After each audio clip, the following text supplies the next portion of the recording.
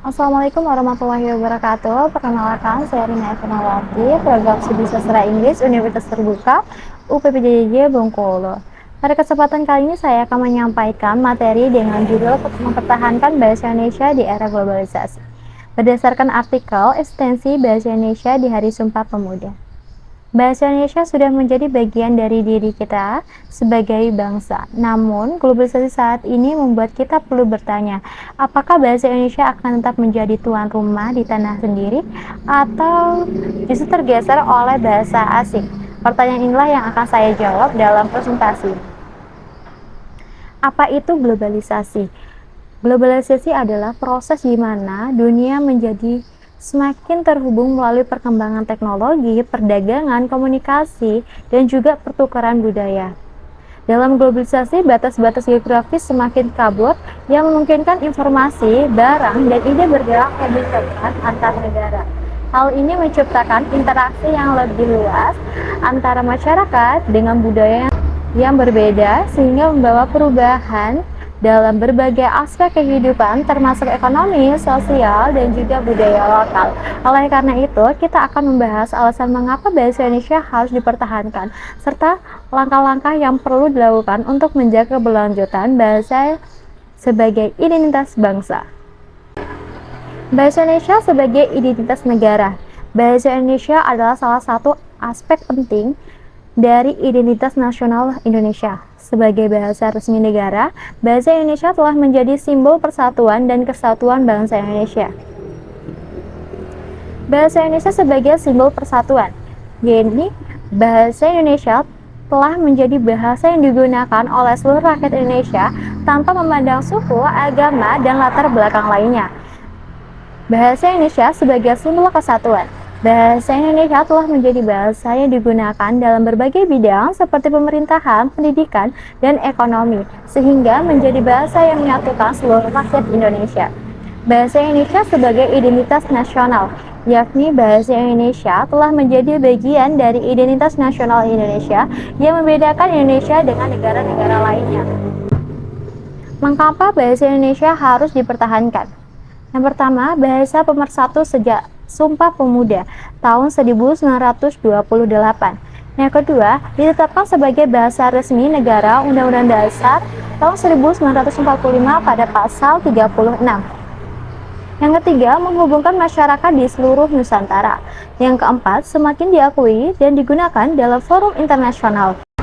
Sumpah Pemuda tahun 1928 merupakan tonggak awal penyatuan bangsa yang berbeda budaya dan etnis melalui satu bahasa, yaitu bahasa Indonesia. Tanpa bahasa persatuan, mungkin sulit mewujudkan kemerdekaan karena ada alat komunikasi yang menyatukan perjuangan. Karena bahasa Indonesia sendiri memiliki banyak suku bahasa daerah yang berbeda-beda. Secara konstitusional, Undang-Undang Dasar tahun 1945 secara tegas menetapkan bahasa Indonesia sebagai bahasa negara, sehingga penggunaannya memiliki legitimasi hukum yang kuat. Selain digunakan dalam pemerintahan, pendidikan, dan juga media, bahasa Indonesia kini sudah masuk ke ruang global. Contohnya, dalam acara internasional ACIS, Wakil Presiden dan pejabat negara tampil menggunakan bahasa Indonesia sebagai bahasa pidato. Ini membuktikan bahwa bahasa kita tidak hanya eksis dalam negeri, melainkan juga tampil di dunia internasional atau kancah internasional. Pengembangan bahasa Indonesia di kancah internasional. Yang pertama, ACIS sebagai forum internasional yang menggunakan bahasa Indonesia. Yang kedua, mahasiswa asing terus meningkat setiap tahunnya. Yang ketiga, bahasa Indonesia dipelajari sebagai bahasa ilmu, budaya, akademik. Pada ACIS, sebuah konferensi akademik internasional, banyak pejabat negara menggunakan bahasa Indonesia ketika menyampaikan materi dan memperlihatkan kepercayaan diri bangsa bahwa bahasa kita layak digunakan dalam ruang akademis global. Pada data menunjukkan hampir 7.000 mahasiswa asing belajar di Indonesia pada tahun 2007 dan jumlahnya itu terus bertambah. Mereka berasal dari berbagai negara seperti Korea Selatan, Jepang, Australia, Belanda, Malaysia, hingga negara-negara Timur Tengah. Mereka mempelajari bahasa Indonesia bukan hanya sekedar alat komunikasi, tetapi sebagai akses memahami budaya, agama, dan ilmu pengetahuan. Akhirnya, bahasa Indonesia kini memiliki potensi menjadi bahasa rujukan global jika terus dikembangkan. Tantangan di era globalisasi. 1. Penggunaan bahasa asing lebih sering digunakan di teknologi dan akademik. Yang kedua, anak muda lebih bangga menggunakan bahasa asing atau campuran. Yang ketiga, bahasa Indonesia tidak baku banyak digunakan di media sosial.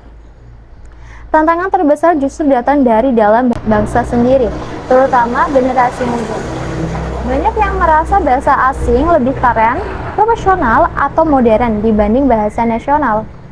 Penggunaan bahasa asing makin mendominasi terutama di internet, kampus, dan juga dunia kerja. Banyak anak muda yang merasa bahwa menggunakan bahasa campuran lebih keren, misalkan I think besok aku ada meeting, atau sorry ya aku off dulu. Tanpa kita sadari, ini membuat kemampuan bahasa Indonesia semakin berkurang. Media sosial mempengaruhi kondisi ini karena bahasa yang digunakan cenderung tidak baku. Akibatnya, generasi muda secara tidak sadar kehilangan kemampuan berbahasa Indonesia yang baik dan benar. Jika tren ini terus berlangsung, perbudakan bahasa Indonesia akan tergerus perlahan. Upaya mempertahankan bahasa Indonesia. Yang pertama, membiasakan penggunaan bahasa baku dalam berbagai konteks. Yang kedua, memperbanyak produksi karya tulis, jurnal, dan juga konten kreatif. Yang ketiga, mendukung program BIPA untuk penutur asing. Yang keempat, mempopulerkan bahasa Indonesia di dunia digital. Cara mempertahankan bahasa bukan hanya teori, tetapi melalui praktek sehari-hari. Kita dapat memulai dari hal yang sederhana seperti menaati kaidah ejaan, menghindari bahasa campuran berlebihan, serta memperkaya kosakata bahasa Indonesia. Di dunia akademik, memperbanyak penulisan dalam bahasa Indonesia dan memperluas fungsi dalam berbagai bahasa ilmu pengetahuan. Pemerintah juga menjalankan program BIPA untuk mengajarkan bahasa Indonesia kepada warga asing, dan ini harus terus dikembangkan.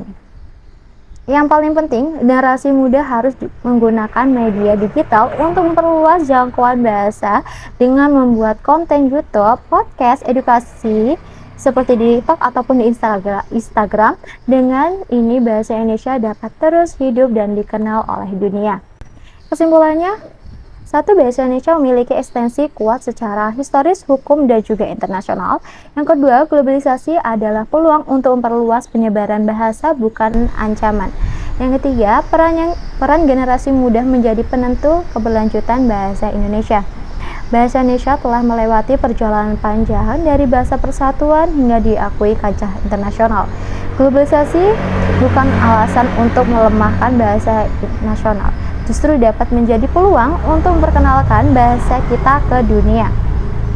Melalui langkah nyata baik dalam pendidikan, digital maupun budaya, kita sebagai generasi muda memiliki tanggung jawab menjaga dan mengembangkan bahasa Indonesia agar tetap berdiri kokoh sepanjang masa. Oleh karena itu, untuk membutuhkan kesadaran dan upaya agar bahasa Indonesia tetap digunakan dengan bangga oleh masyarakat sendiri dan juga dihargai oleh bangsa lain. Terima kasih. Sebelum saya akhiri, saya ada pantun. Burung nuri hinggap di dahan, kicauannya merdu mengisi hati. Bahasa Indonesia terus dipertahankan agar jati diri bangsa tetap lestari. Sekian dari saya, wabillahi taufiq. Wassalamualaikum warahmatullahi wabarakatuh.